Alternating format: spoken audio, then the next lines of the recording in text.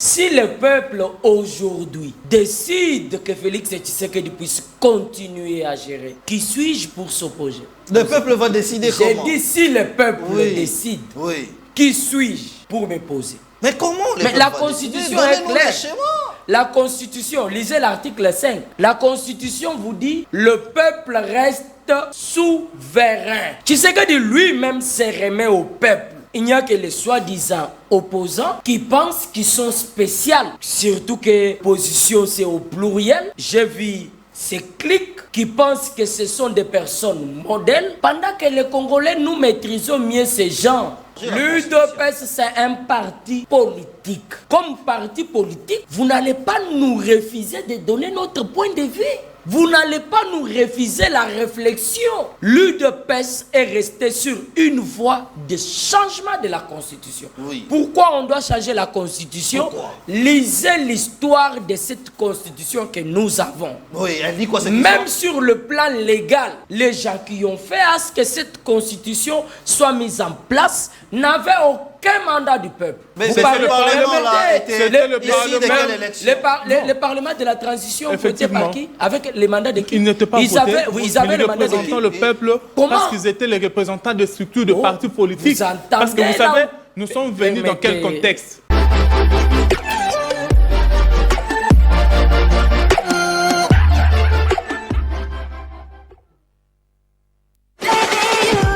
Voilà, madame, monsieur, bienvenue. Vous êtes très branchés, hein, vraiment de partout, en train de nous suivre. Nous sommes Vraie Version, nous sommes PS Télévision et nous sommes partout. Qu'est-ce que vous allez faire? Vous allez faire comme les autres. Aujourd'hui, nous sommes à 20 000 abonnés, mais faites-nous plaisir d'aller sur Didier Kanyinda officiel. Abonnez-vous, vous allez suivre toutes les informations et toutes nos émissions, vraiment des analyses. Aujourd'hui, les gens pleurent des embouteillages. Nous avions déjà prévu il y a une année passée comment parvenir à éviter les embouteillages avec cette entreprise Métrokin qui est la seule solution aujourd'hui pour essayer de désengorger la ville par rapport à cette masse, parce qu'une ville de 20 millions d'habitants, ne pensez pas qu'il y aura des routes, même quand Bumba va faire des routes, même quand le gouvernement national fera des routes, mais si vous ne pensez pas à d'autres moyens de transport comme les trains urbains, comme Métrokin, ça sera un fiasco, Il faudrait donc y penser et faire parvenir. Nous sommes donc contents de pouvoir vous savoir. Plusieurs gens qui m'ont appelé, nous verrons la mesure dans laquelle nous allons remettre cette émission, mais les donner aussi aux autorités pour qu'ils sachent que les solutions sont là, mais ils laissent la population en train de souffrir. Les solutions sont là, c'est ce que j'avais dit l'autre fois, que les collaborateurs de plusieurs chefs n'aident pas les chefs, en fait, parce que les solutions sont là. Vous verrez les images où j'ai vu un embouteillage grave, mais j'ai vu de mes propres yeux, voilà l'embouteillage, voilà, c'est grave, à Kitamo magasin, et nous sommes en plein jour, à 15 h, donc personne ne sait ce qu'il est. Mais tout autour de là, j'ai vu, voilà, vous voyez même l'honorable Eliezer, qui est sur la moto. Aujourd'hui, ça n'épargne personne. Ça, c'est Eliezer Tamboy que vous êtes en train de voir, qui est sur la moto. Ça n'épargne personne. Alors, personne aujourd'hui les embouteillages. Et la triste histoire, c'est que j'ai vu l'ambulance avec un malade. Vraiment, l'ambulance avec un malade. Ils sont là. Et les malades dans l'ambulance qui partaient rapidement, je pense que nous allons vous montrer les images. Mais la triste histoire, c'est que les militaires et les autorités et d'autres militaires ont reçu l'injonction de pouvoir ne pas montrer ces embouteillages, de faire semblant de dire aux uns aux autres que ces systèmes de sens unique marchent. Ça ne marche pas. Il n'y a aucun système qui marchera. Aucun. Je vous dis que même les jours à venir, même le président de la République aura du mal à passer sur nos avenirs parce qu'il va se trouver dans les embouteillages. Aujourd'hui, même les ministres, avec leur sens unique, les embouteillages n'épargnent personne. Vous avez vu l'honorable Eliezer Ntambwe, ça n'épargne personne. Donc, utilisons notre fleuve.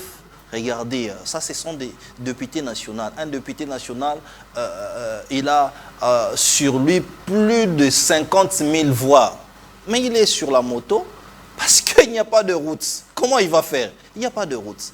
Donc, il faudrait réfléchir et réfléchir à fond. Je pense que ça sera même l'ouverture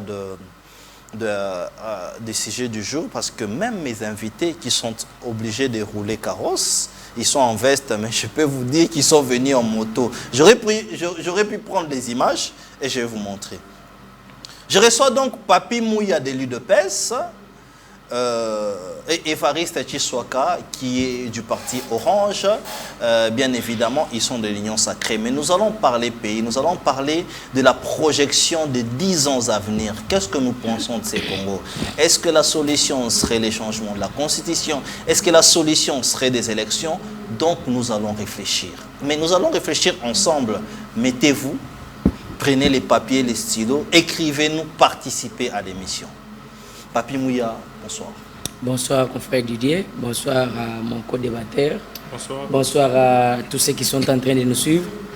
Bonsoir au président de la République, Félix-Antoine Tshisekedi Tshilombo.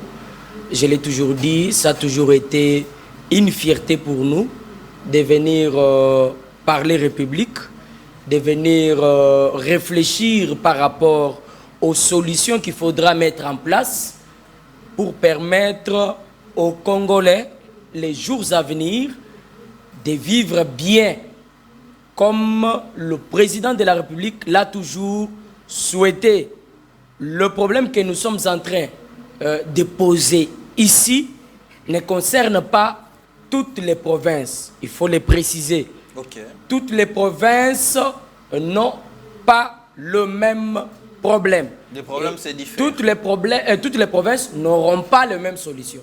Okay. Ça veut dire le problème d'embouteillage que nous sommes en train de parler aujourd'hui ne concerne pas, par exemple, Kasaï oriental. Okay. La province Kasaï oriental. Ça, c'est pas Ça faux, ne concerne pas Lualaba. Vous voyez?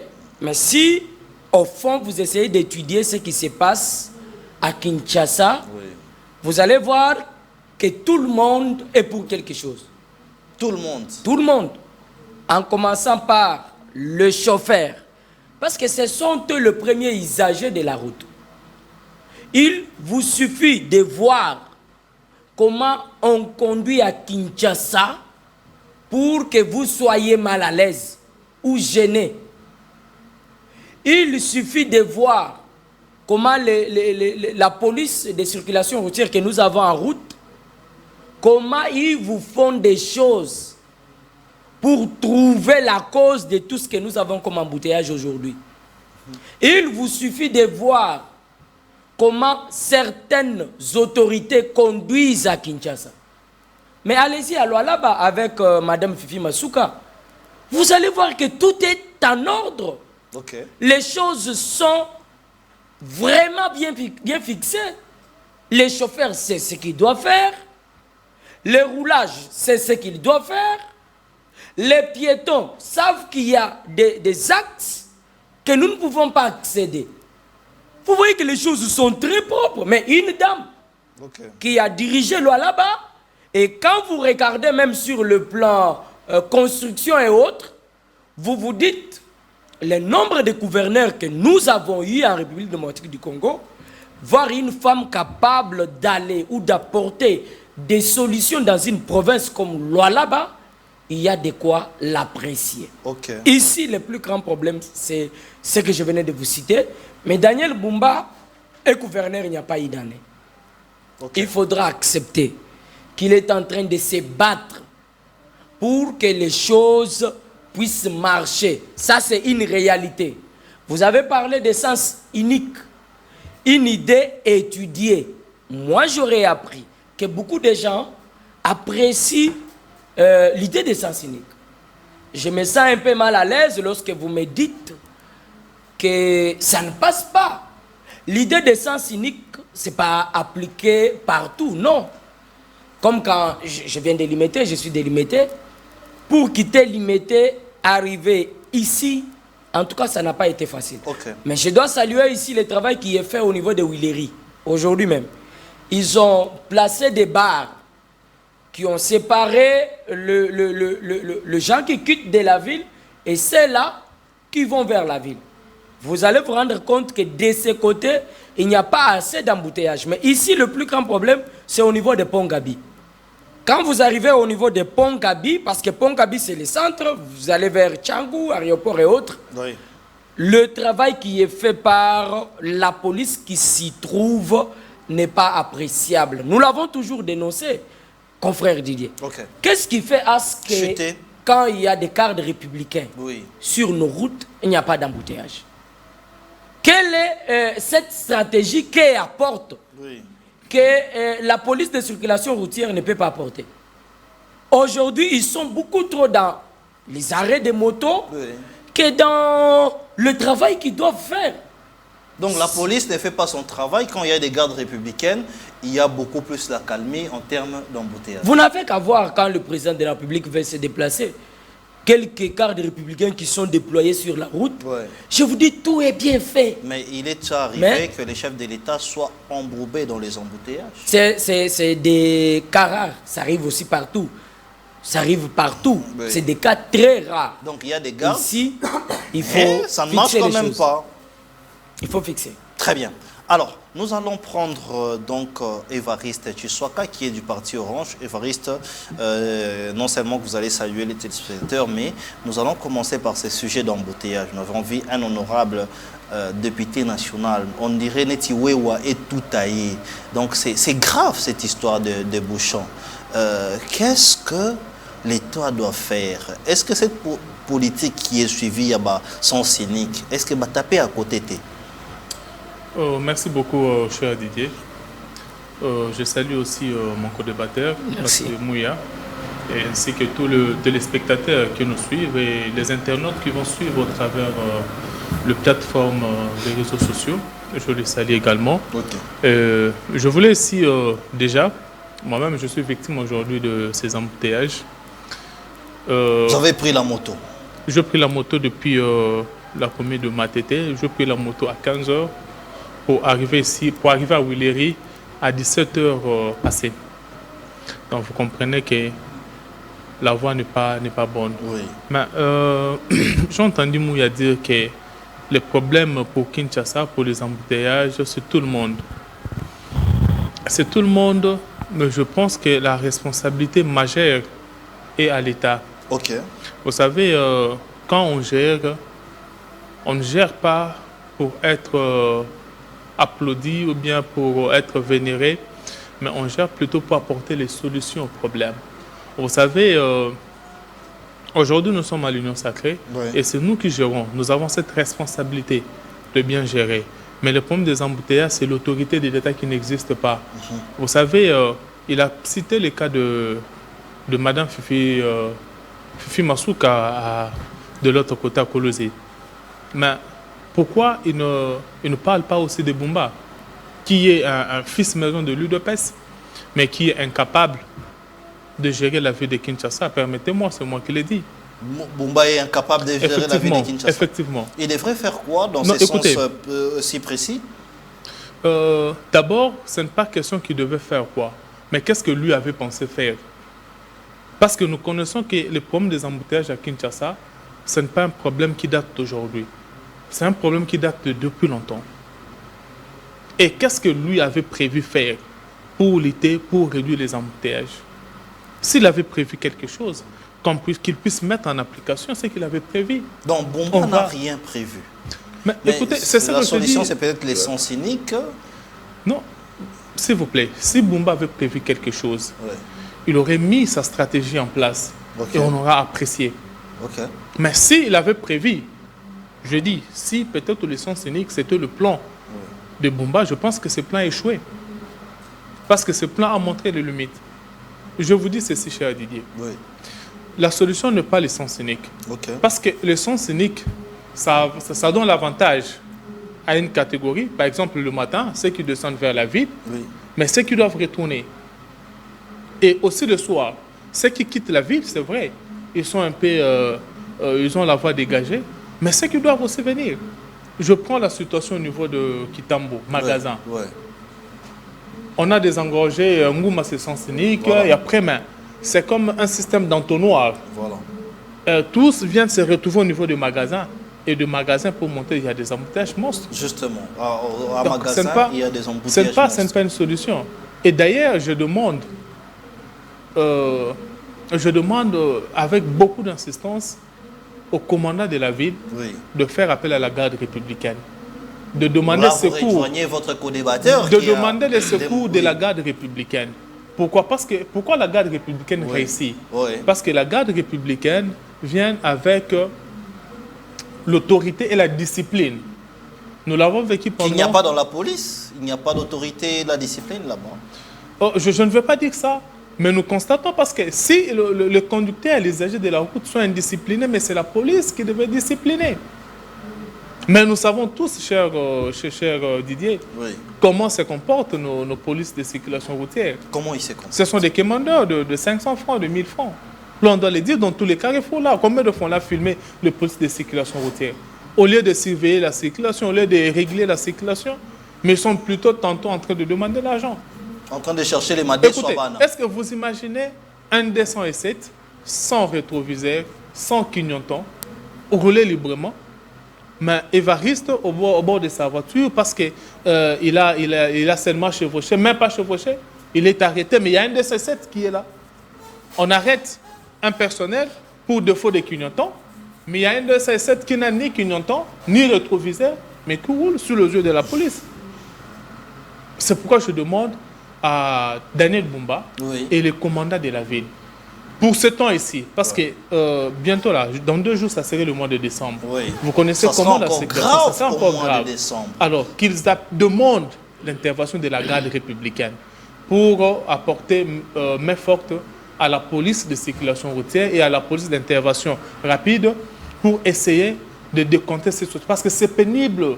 Écoutez. Non, c'est tellement pénible. Moi, j'ai vu quelqu'un, je me dis que dans une ambulance, cette personne devrait être gravement malade. C'est quoi sa suite après?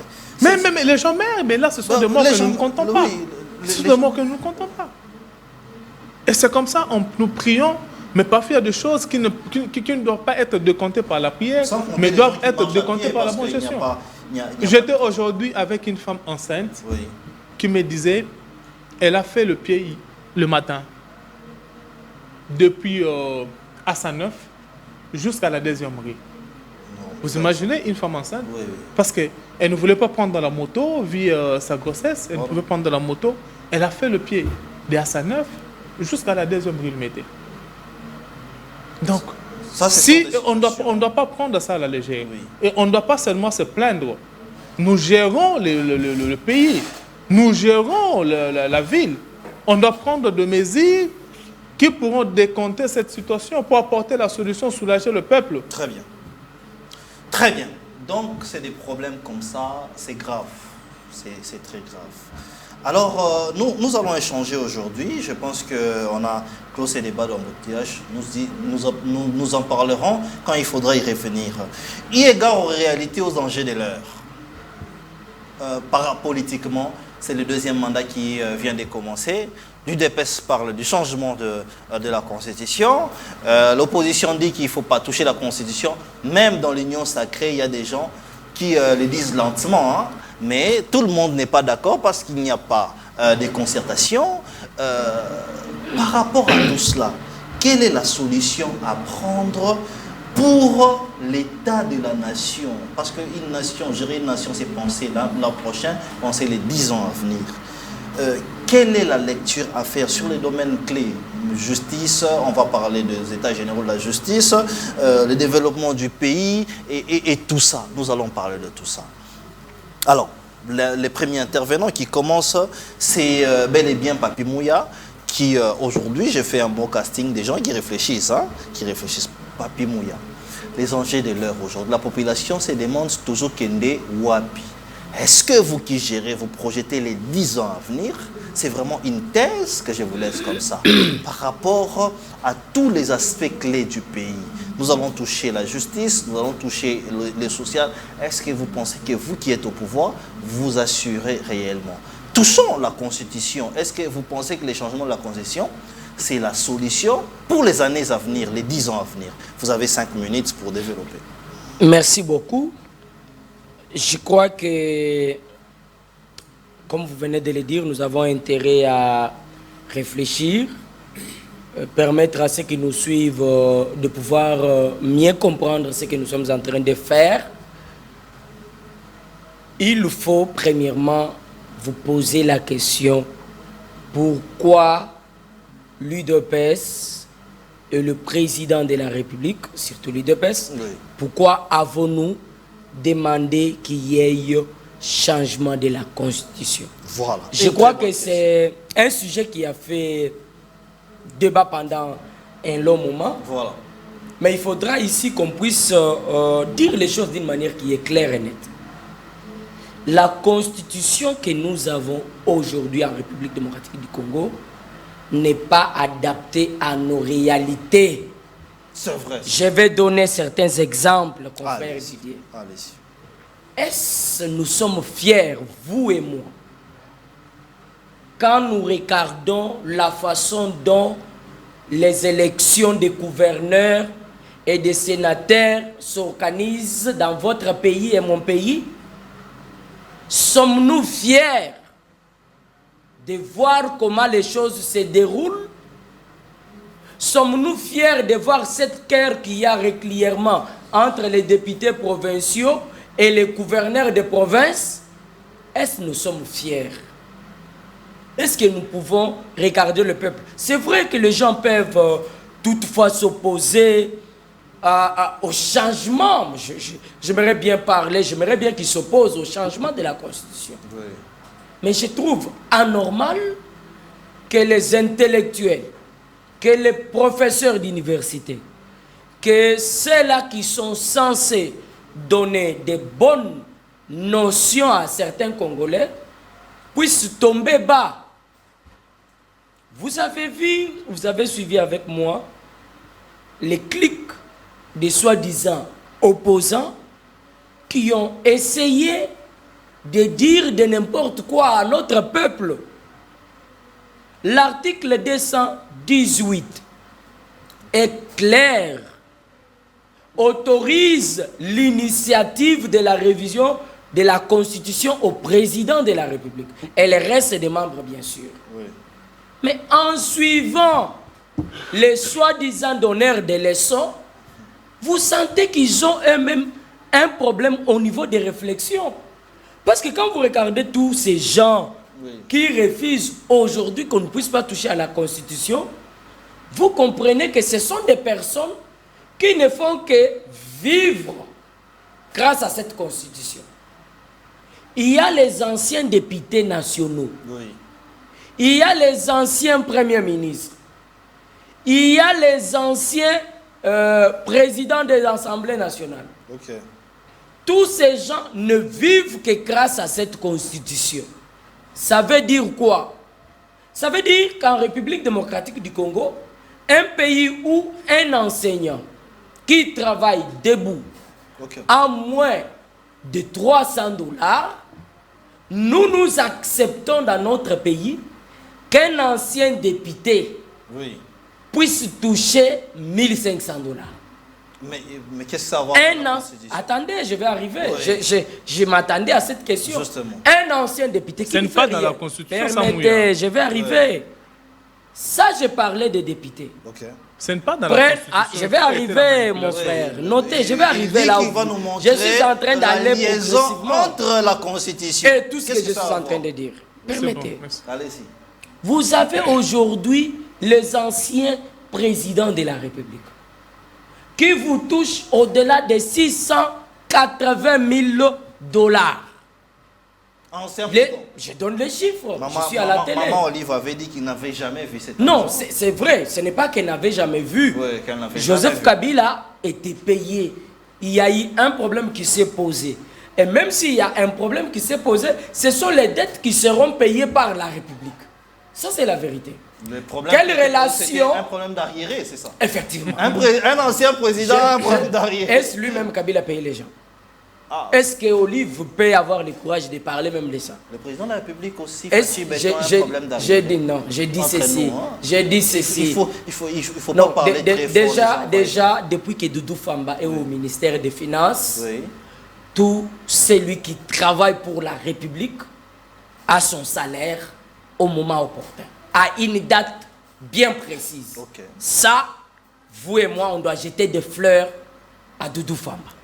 Je reviens les relations qu'il y a entre l'argent payé aux anciens présidents de la République, aux anciens premiers ministres, aux anciens députés nationaux avec notre constitution. La constitution de la République... que les anciens députés nationaux sont payés? Je vous ai donné les chiffres. Je vous dis qu'ils ont 1500 $ chaque mois. Je parle des députés nationaux. Anciens députés. Depuis 1960 jusqu'à nos jours. Ils sont payés. Et puis les 1500, on vous paye si vous avez fait un mandat. Pas depuis 1960. Permettez. C'est depuis la Constitution. Oui, j'ai dit les députés. Ils ont pris en compte cette partie. Donc, si vous avez fait un mandat, vous avez 1500 $. Si vous avez fait 2 mandats, vous avez 3000 $. Si vous avez fait 3 mandats, vous avez 4500 $. Donc, comme Adel Kaïnda, par exemple, elle a depuis que le Parlement elle est là. Elle a plus de 5 mandats. Ne parlez pas d'Adel Kaïnda. Prenez mon aîné,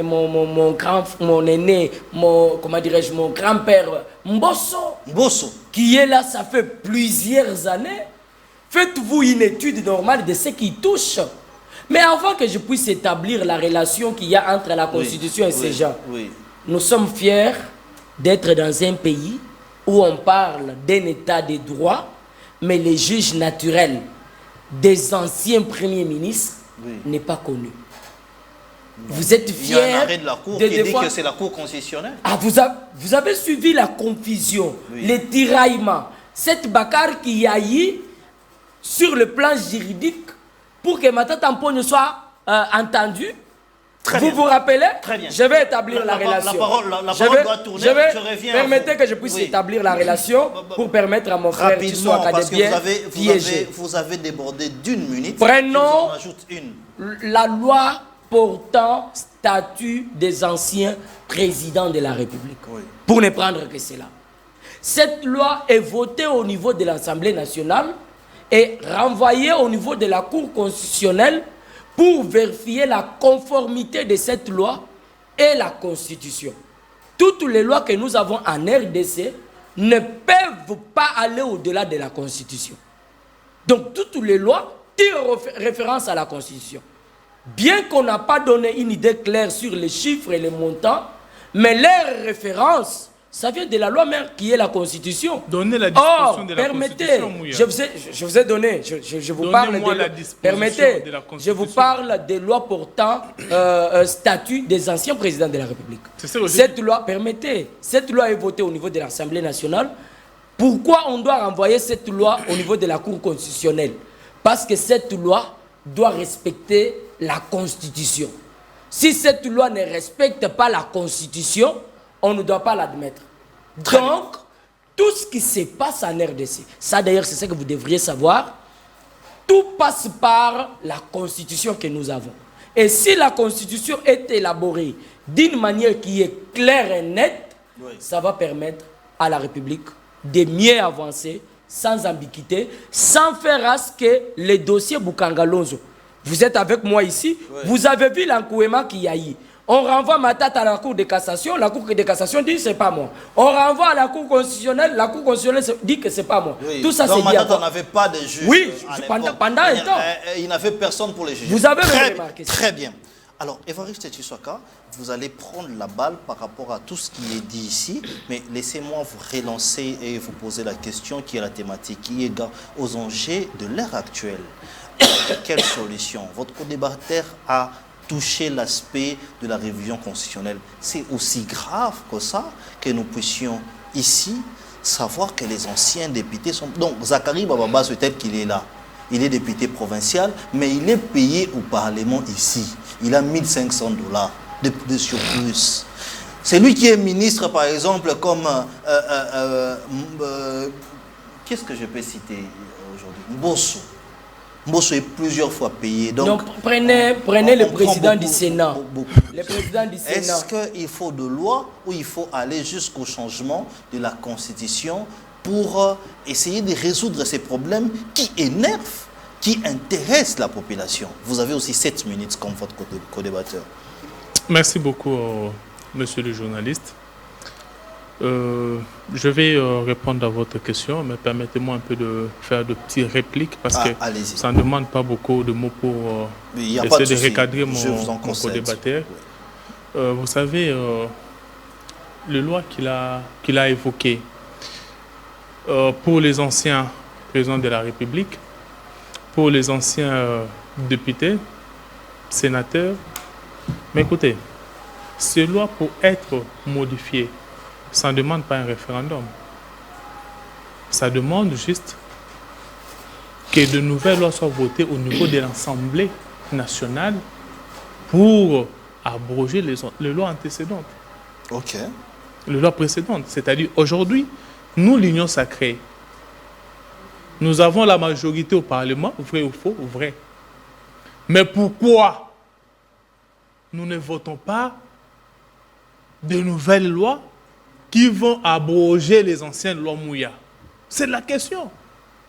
Parce que ces lois, pour être votées, ça ne demande pas un référendum. On ne va pas interroger la population de manière directe.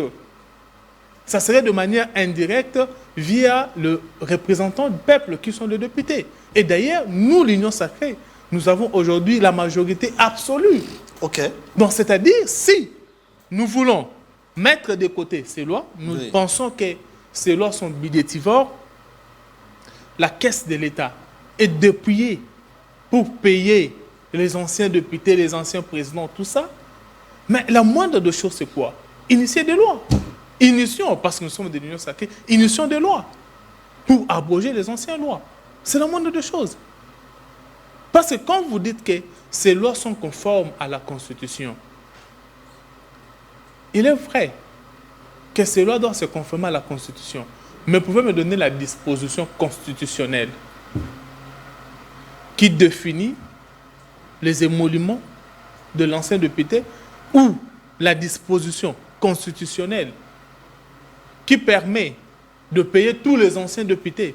Ça n'existe pas. Ce ne sont pas des lois constitutionnelles, mais ce sont des lois annexes. Ce sont des lois annexes. Le problème, c'est quoi? La conformité. Oui. C'est-à-dire, ça ne viole pas. Et écoutez, il y a un principe de droit. Oui. Ce qui n'est pas interdit est permis. C'est un principe de droit. C'est un principe de droit. Ce qui n'est pas interdit. Oui, quand la loi n'interdit pas, donc c'est autorisé. Mais est-ce que la Constitution permet l'interdiction du changement de la Constitution? Écoutez, la Constitution donne le pouvoir au peuple qui est souverain. Oui. Et c'est par là qu'on peut passer pour le changement. OK.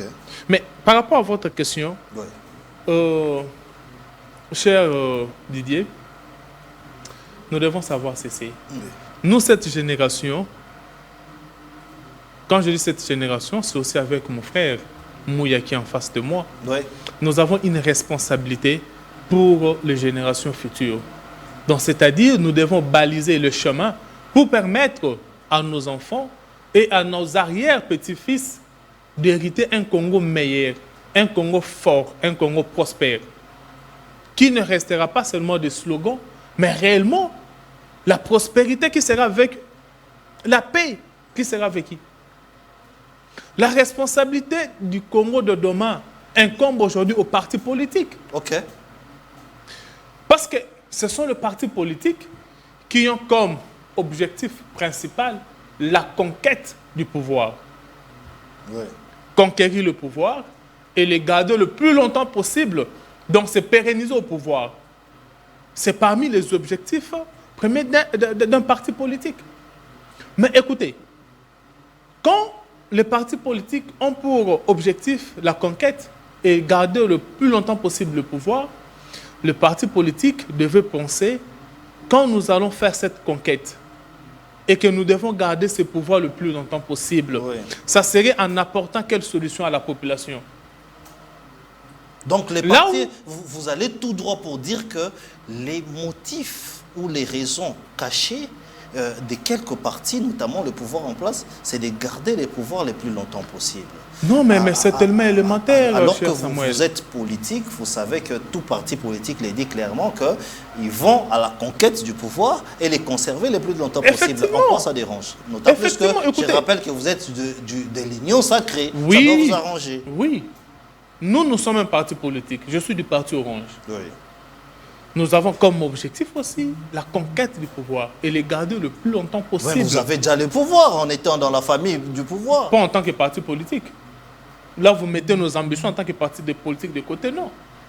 Nous avons aussi comme objectif, comme ambition, que nous, le parti Orange, nous puissions conquérir effectivement le pouvoir et les garder le plus longtemps possible.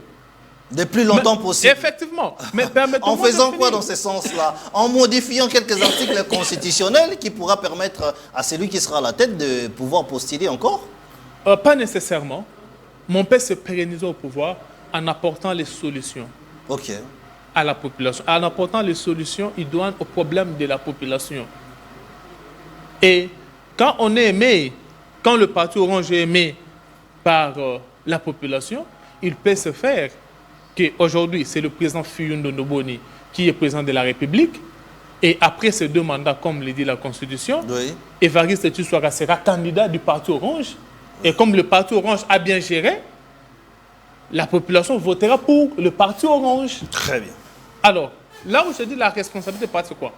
Quand nous sommes dans cette conquête, nous devons être aussi à mesure de former les acteurs qui vont gérer la cité demain. Très bien. Mais regardez aujourd'hui dans nos partis politiques. Oui. Est-ce qu'il y a cette formation-là de personnes qui doivent gérer la cité demain? Il n'y en a pas. S'il faut évaluer, je prends l'UDPS, notre partenaire de taille. L'UDPS sera évalué si réellement l'UDPS formait ses membres pour la gestion de la res publica par rapport à leur bilan. Vous pensez que l'UDPS n'a pas un bon bilan? Non, écoutez, je ne parle pas du bilan de l'UDPS, mais je parle du bilan de quelques acteurs de l'UDPS. Alors, il vous reste c'est ce qui démontre... Il vous reste 1 minute. Laissez-moi vous relancer, parce que c'est ça la beauté du débat. Vous dites quelque chose d'important, Évariste Tissouara, vous dites que vous, quand vous serez au pouvoir, bien que vous accompagnez celui qui est au pouvoir, les partis Orange, vous allez travailler de manière à ce que vous puissiez garder ces pouvoirs le plus longtemps possible. Mais quand l'UDPS aussi pense qu'il doit travailler pour garder ses pouvoirs possibles, premièrement. Deuxièmement, l'UDPS ne parle pas que du pouvoir. Félix Antoine Tshisekedi l'a dit, qu'il n'a pas besoin de se pérenniser au pouvoir, mais c'est plutôt d'autres articles qui dérangent, notamment l'article 217 qui dérangerait. Il y en a plusieurs, notamment les présidents de la République qui doivent avoir les pouvoirs absolus, mais c'est les présidents de la République, c'est les premiers ministres qui définissent la politique de la nation. Il y en a plein, hein. Ils ont cité plein de choses, notamment nommer les gouverneurs. Il y en a plein. Ces débats-là, c'est ouvert. Aujourd'hui, il y en a plein. Est-ce que vous ne pensez pas que vous interdisez une chose que vous pensez les faire, vous l'avez dit clairement. Deuxièmement, c'est aussi des bonnes guerres de pouvoir changer cette constitution qu'on dit que c'est une constitution des belligérants. Chuter dans 1 minute. J'avais 2 minutes. Je ne sais pas où est parti l'autre minute parce que j'avais 2 minutes. Non, il restait et là, vous me dites qu'il me reste... il me reste 2 minutes, monsieur. Je vous le concède. Merci beaucoup. En fait, je n'interdis pas à l'UDPS les ambitions de se pérenniser au pouvoir. Ce sont des ambitions... ils sont libres. Parce que c'est ça même le combat d'un parti politique. Mais on ne parle pas de la pérennisation d'une personne au pouvoir. On parle de la pérennisation du parti. Donc c'est le parti qui doit conserver le pouvoir. Ok. Et nous sommes dans un système démocratique. Oui. Vous voulez vous pérenniser au pouvoir, vous devez avoir l'accompagnement du peuple. Parce que c'est le peuple qui décide, qui choisit, qui va les diriger. Donc, pour se pérenniser au pouvoir, ce n'est pas par les armes, ce n'est pas par la malice, ce n'est pas aussi par des coups d'État constitutionnels. Là, on doit se le dire. Okay. Mais c'est plutôt dans la bonne gouvernance, dans la bonne gestion de la cité, c'est ainsi que vous allez gagner la faveur du peuple pour vous pérenniser au pouvoir. Je ne suis pas en train de parler de l'UDPS, je dis de manière générale. Pour se pérenniser au pouvoir, vous devez avoir la faveur du peuple parce que nous sommes dans un système démocratique où le pouvoir revient au peuple. C'est le peuple qui décide. Très bien. Donc, ici, ce débat du changement de la Constitution, je pense que nous sommes aujourd'hui à la 3e République. Oui. Il se peut qu'on puisse arriver à la 4e République. Mais on doit se poser de vraies questions. Le chef de l'État, je crois, a prêté serment pour travailler pour l'unité du peuple congolais. Oui. Mais on doit se poser des questions. Est-ce que ce sujet de la Constitution nous divise ou nous unit davantage? Vous pensez que ça nous divise? Écoutez, permettez-moi, donnez-moi mes 30 secondes. Je vais dire. C'était 10 secondes. Je pense que ça nous divise. Vous pensez que ça nous divise pourquoi? Très bien. Ça nous divise pourquoi? Parce que si aujourd'hui nous devons changer la Constitution, nos frères de Bunagana, de Rutshuru, de Masisi ne vont pas participer à ces référendums. Donc, ça nous divise avec nos frères. Très bien. Qui ne vont pas participer à ces référendums. Très bien. Je vous reviens en même temps pour plusieurs questions que nous avons et vous faire rencontrer les questions des téléspectateurs. Papi Mouya, vous avez écouté votre co-débatteur. Il pense que le changement des constitutions, ce débat est un débat qui divise absolument. Parce que à Bunagana, vous ne gérez pas là-bas et ils ne vont pas voter. Et il dit clairement, que la question du changement de la Constitution divise premièrement. Deuxièmement, il dit que vous pensez faire d'une seule personnalité les présidents à vie, par exemple, pérenniser au pouvoir. Là, ce n'est même pas nié parce que Augustin Kabouya, qui est votre président du parti, l'a dit clairement que vous pensez que Kagame partira pour que Félix Tshisekedi partira pour laisser Félix Antoine Tshisekedi. Ça ne se fera jamais. Qu'est-ce que vous pensez par rapport à cela? Vous avez 4 minutes. J'ai aimé l'introduction de mon frère, bien qu'il a essayé de fuir l'idée clé qu'il avait. Ici, nous n'avons que l'article 5 et le président de la République est redevable qu'au peuple congolais. Le président de la République n'a pas d'autre solution que de se remettre à l'article 5. Mon frère Didier, allez-y. Si le peuple aujourd'hui décide que Félix Tshisekedi puisse continuer à gérer, qui suis-je pour s'opposer? Le peuple va décider comment? J'ai dit si le peuple décide, qui suis-je pour me poser? Mais comment? Mais la Constitution est claire. La Constitution, lisez l'article 5. La Constitution vous dit le peuple reste souverain. Vous avez suivi avec moi Félix Tshisekedi. Mais Tshisekedi n'a jamais dit qu'il va changer la Constitution. Tshisekedi lui-même se remet au peuple. Il n'y a que les soi-disant opposants qui pensent qu'ils sont spéciaux. Surtout que l'opposition c'est au pluriel. J'ai vu ces clics qui pensent que ce sont des personnes modèles, pendant que les Congolais, nous maîtrisons mieux ces gens. Vous maîtrisez bien ces Oui, ils pensent que ce qui se passe à l'est de la République restera éternel. Non, je les informe que ça ne restera pas éternel. Félix Tshisekedi est en train de se battre jour et nuit pour qu'il y ait la paix à l'est de la République démocratique du Congo. Vous êtes d'accord avec moi que depuis que la République démocratique du Congo est république, nous n'avons jamais eu un président avec une telle détermination. Ça veut dire quoi? Voir son pays vivre en paix. Voir son pays vivre dans une totale paix. Pas de guerre, pas de souffrance, les enfants peuvent étudier gratuitement, les Congolais peuvent se faire soigner gratuitement et dans de bonnes conditions. Les Congolais peuvent se déplacer. Okay. Là, il s'agit de Félix Tshisekedi. Mais mon frère n'a pas répondu à une question. Allez-y. S'il est fier de la façon que les élections se passent en RDC, les élections des gouverneurs et sénateurs, regardez comment mais je ne suis pas là pour répondre à tes questions, Mouya. Non, mais tu n'es pas là. Question du journaliste. Je te pose, moi je te non, pose tu ne peux pas me poser des questions. Je te propose des faits. Moi, je vais poser des questions. Je te propose des faits. Puisque vous avez la parole. Tu refuses qu'on ne puisse pas toucher à la Constitution. Oui. Moi, je te donne des effets.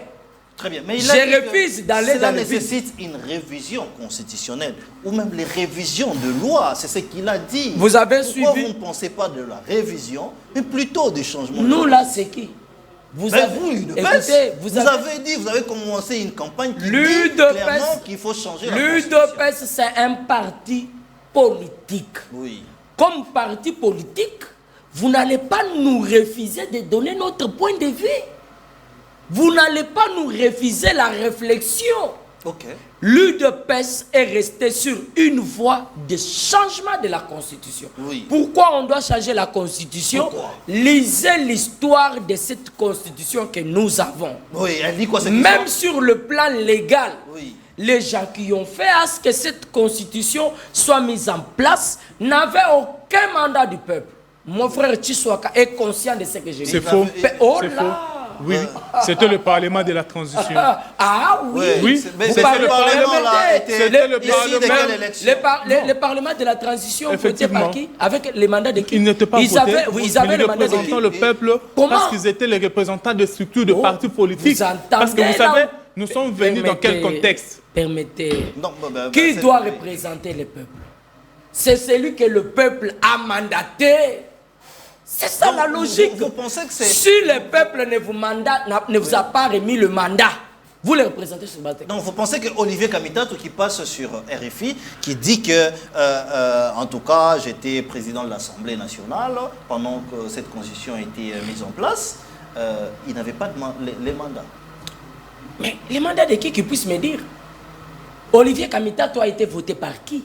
Il a été mandaté, envoyé par qui? Parce qu'on vous dit, nous avons les mandats, oui. Ça veut dire le peuple dont vous parlez, vous tapez la poitrine, oui. Vous a autorisé de le représenter. Très bien. Mais si c'est votre parti politique, oui. Si c'est votre structure, oui. Vous avez les mandats de votre parti politique. Très bien. Et non les mandats du peuple. Très bien, mais pourquoi vous dites cette constitution dont vous avez prêté serment de respecter pendant 2 fois par le président de la République et l'UDPS, aujourd'hui, vous, l'UDPS, vous dites que c'est une malédiction. Pourquoi? Écoutez, si c'est une bénédiction, dites-nous pourquoi la Constitution c'est une bénédiction. Non, mais dis-nous. Non, mais écoutez, qui pose des questions. Oui, effectivement, c'est vous qui posez des questions. Oui. Quand vous vous opposez, à une idée qui est donnée, vous donnez une idée contraire. Oh, c'est une bénédiction parce que cette constitution a permis aujourd'hui que nous soyons au pouvoir. Le secrétaire général Augustin Kabouya, c'est un Congolais. Okay. Vous n'allez pas les refuser le droit de mettre son point de vue, ni de réfléchir. Si vous avez une réflexion contraire, c'est là que je pense que certaines personnes n'ont pas bien pigé la notion de la démocratie. Oui. La notion de la démocratie ne veut pas dire que tout le monde doit réfléchir comme toi. Non. Chacun réfléchit de sa façon. Très bien. Augustin Kabouya a réfléchi de sa façon. Toi, réfléchis aussi de ta façon. Propose ce que tu as. Oui. Arrêtez de parler des autres. Très bien. Alors, vous nous appelez de partout. S'il vous plaît, écrivez-nous. Parce que nous ne pouvons pas répondre aux appels. Et va rester sûr que vous allez rebondir par rapport à tout ça. Mais où serait le mal? Où est-ce que vous voyez le mal de penser au regard de tout ça que la population ou l'UDPS pense, pas la population, mais l'UDPS pense qu'il faudrait carrément aller au changement de cette constitution? Merci beaucoup, cher journaliste. Je pense que mon co-débatteur a pris la parole pendant tout son temps d'antenne. Oui. Il n'a pas pu me dire pourquoi nous, l'Union sacrée, qui sommes majoritaires à l'Assemblée nationale, nous ne sommes pas mesures d'élaguer ces lois dont il a énoncé ici. Parce que ces lois ne demandent pas une révision. Moi qui me dis que ces lois demandent une révision constitutionnelle ou un référendum pour changer la Constitution. Donc, entre autres, la loi sur les traitements ou la rémunération des anciens présidents. oui. Pour changer cette loi, ça demande quoi? Un référendum? Ça demande une révision constitutionnelle? Mais quand il dit quand il dit que, laissez-moi vous relancer, quand il dit que les bases de cette constitution sont biaisées, vous dites que c'est une constitution qui émane des parlementaires du peuple. Mais ces gens-là n'ont jamais été élus. Où est-ce qu'ils ont tiré cette légitimité pour se dire qu'ils ont la légitimité du peuple? L'UDPS, en l'occurrence, Olivier Kamitatou. L'UDPS est libre de mettre son point de vue, mais nous devons tous lire l'histoire. Vous savez, l'une des raisons évoquées par l'UDPS, c'est que cette constitution doit se conformer à nos réalités. Okay. Et quelles étaient les réalités de l'époque quand on a écrit la constitution? Allez-y. C'est ça la question. C'est quoi les réalités? Cette constitution est écrite par rapport aux réalités de l'époque. Oui. Quelles étaient les réalités de l'époque? Le pays était divisé. Ne parlez pas des réalités du pays. La constitution a été mise en place par rapport aux réalités des politiques. C'était pour les intérêts des politiques. Vous savez bien l'histoire. Vous avez Jean-Pierre Mbemba et les autres, mon frère. S'il vous plaît, il a la parole, je les protège. Évariste, Tcheswaka, vous avez la parole. Le pays était divisé. Oui. Il y avait Jean-Pierre Mbemba de l'autre côté, Roubewa, les autres, le Mboussaniamou, c'est tous ces gens-là. Oui. Et nous sommes allés au dialogue intercongolais. Je ne sais pas là où il y a suivi la politique ou bien l'État hier. Nous sommes allés au dialogue intercongolais. Oui. C'est à l'issue de ces dialogues où, dans ces dialogues, il y avait aussi l'opposition non armée. Okay. Avec le Sphinx de l'Humité, Papa Étienne. C'est à l'issue de ces dialogues que nous sommes mis d'accord pour gérer ensemble. Voilà, pour taire les armes, faisons ceci. C'était une réalité propre. Je prends le 1+4. Oui. C'était une réalité propre à nous par rapport aux circonstances politiques. Ok. Et c'est de cette réalité-là qu'on a mis en place ces parlements qui étaient constitués de différents mandataires, de différents représentants de groupes politiques. Il y avait l'opposition, il y avait le pouvoir en place, il y avait l'opposition, il y avait la société civile. Okay. Chaque groupe a délégué. Ils ont délégué, oui. Bien sûr, oui. Ce n'est pas la population, mais c'est les groupes de politique. Des groupes de politique. Parce que ces groupes de politique, je prends par exemple Bemba qui occupait le Grand Équateur, qui s'engagnait. Il y avait Mboussane Moussi dans les Kivu. Donc c'était une constitution du plus fort. Mais écoutez, c'était une constitution pour essayer qui reflétait notre réalité. Et raison pour laquelle même, en mettant cette constitution en place, on n'a pas voulu donner le super pouvoir au président de la République. Okay. Pourquoi? Parce que nous venons d'une situation qui était catastrophique. Alors, on ne devait pas donner un super pouvoir au président de la République.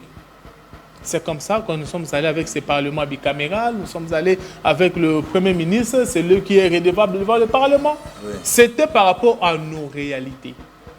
Il est évident que nos réalités peuvent évoluer, peuvent changer. Nous sommes d'accord. Ça peut nous amener à un changement de la Constitution. Oui. Mais est-ce que vous entendez nos amis nous proposer par rapport à ce changement de la Constitution? Oui. Tantôt, c'est l'article 217 qui ne demande même pas un changement. S'il faut le modifier, une simple révision. Tantôt, c'est l'article 51. Toujours dans de mauvaises interprétations des groupes minoritaires et tout ça. Tantôt, c'est l'article 214. Donc, vous comprendrez qu'il n'y a pas encore la bonne matière. Et ça donne un flou. Le flou, c'est-à-dire la population se pose maintenant la question. Oui. On va réellement changer la Constitution pour quel but? Parce que quand vous entendez Mouya venir sur un plateau de télévision dire que oui, l'UDPS nous sommes prêts. Si le peuple veut que le chef de l'État reste encore pendant 10 ans, pendant 20 ans, Oui. nous sommes prêts. Qui suis-je pour?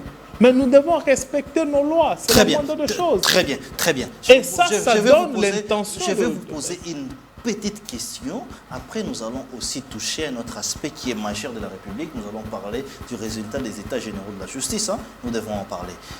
Est-ce que nous parlons de la même constitution que la population est allée voter? Parce que beaucoup de camps disent aussi que ce n'est plus la même constitution. Cette constitution-là n'est plus la même. Aujourd'hui, c'est une autre constitution. Ce n'est pas la constitution qui émanait de la population. Je pense que c'est une constitution de 2006. Il s'agit d'une autre constitution. Elle a été révisée. L'autre constitution parlait de 2 tours.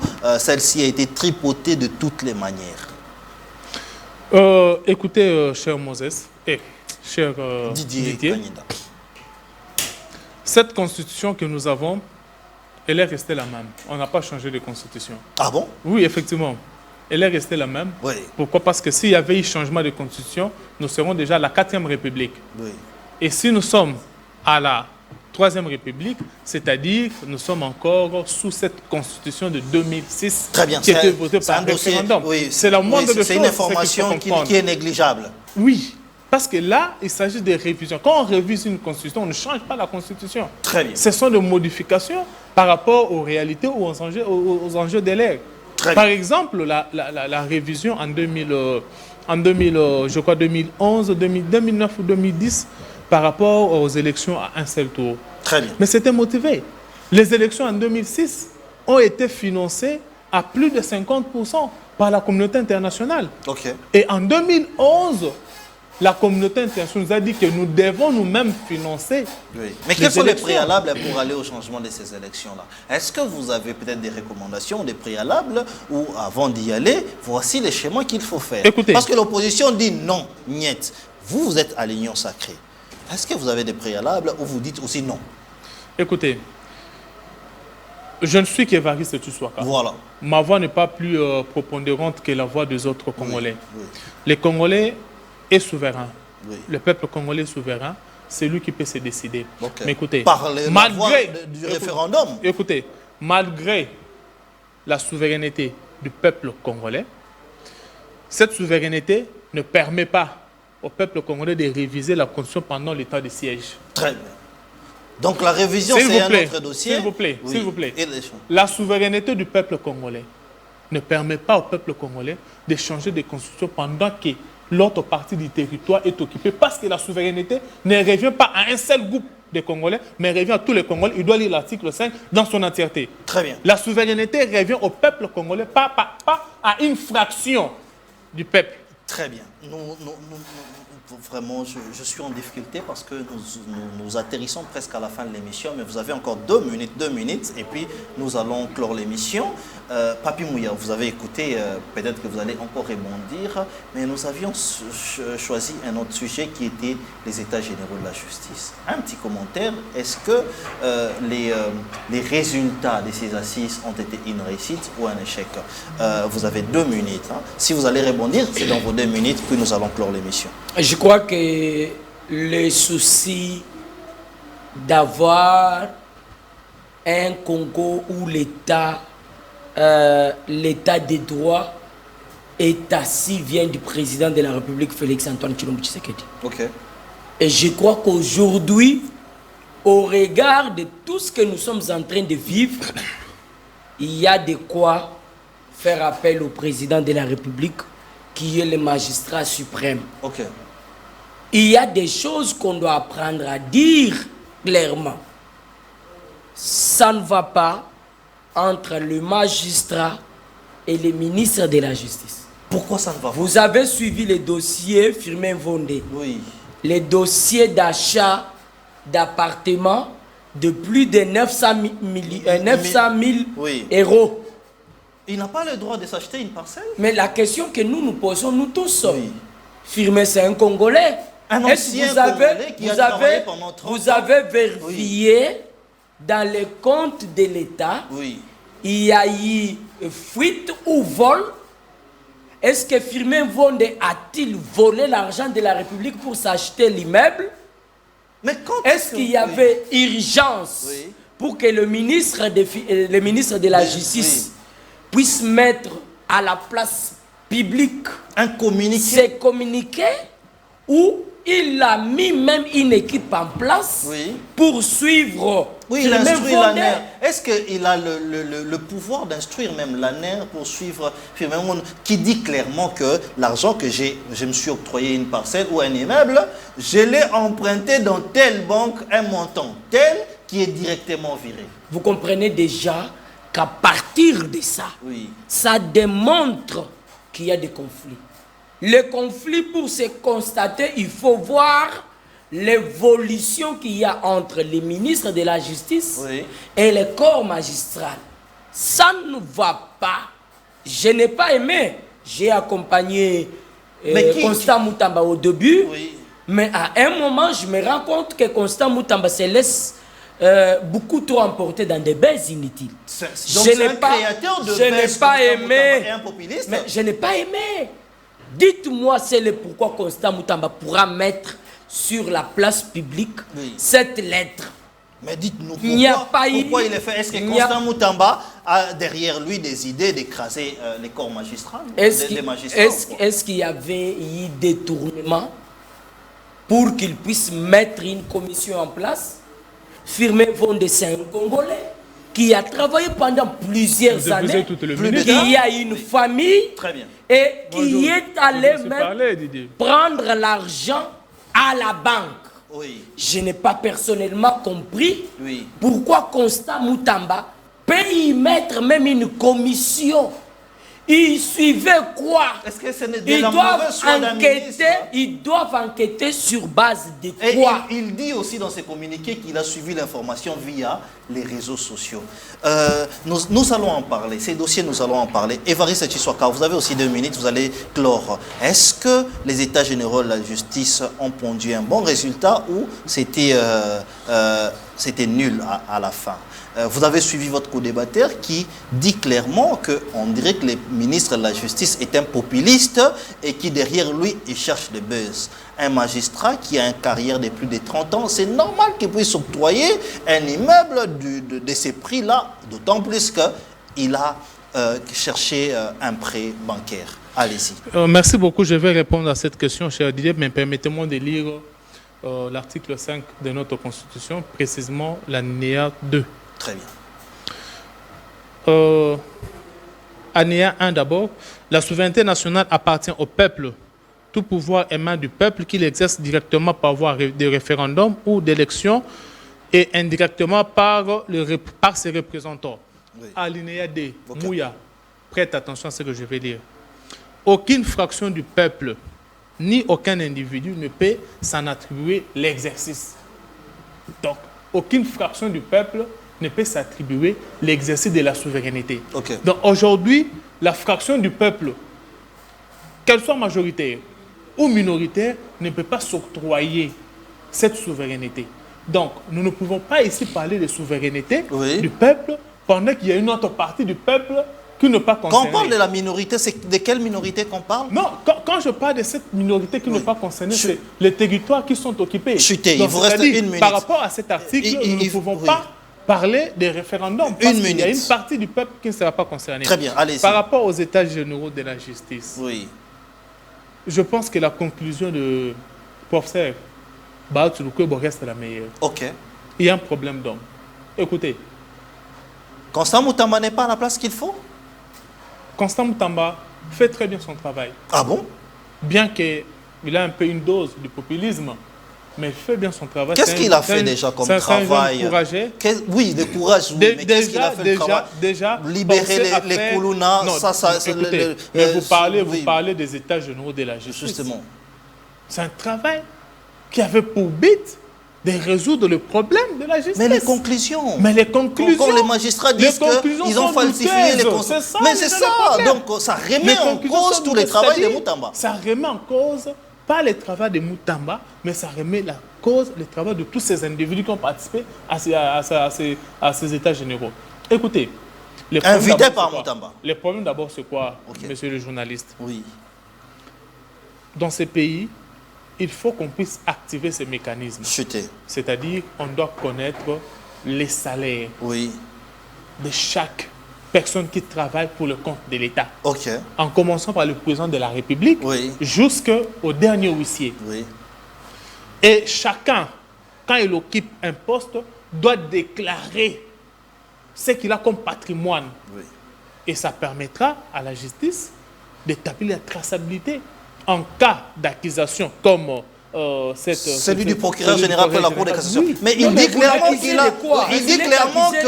a cherché, il s'est trouvé un prêt, et c'est ces prêts-là. Mais pourquoi vous croyez que Fumer Monde peut être à mesure de prendre un crédit de 900 000 parce qu'il est payé combien? Parce que 750 000. L'argent qu'il a donné, ça vient de vous ou ça vient de Moutamba? Dans une banque, il n'a pas touché. Pour qu'on puisse vous octroyer un crédit, on doit regarder votre salaire. Quel représente votre salaire? C'est faux. Parce que, il y a ce qu'on appelle gage. Quelqu'un peut avoir ses avoirs. S'il donne, on peut lui donner l'argent. Mais il a travaillé pendant 30 ans comme magistrat. Est-ce que les magistrats sont mal payés dans ce pays? Non, le problème n'est pas là. Le problème, supposons que c'est à partir de ses avoirs.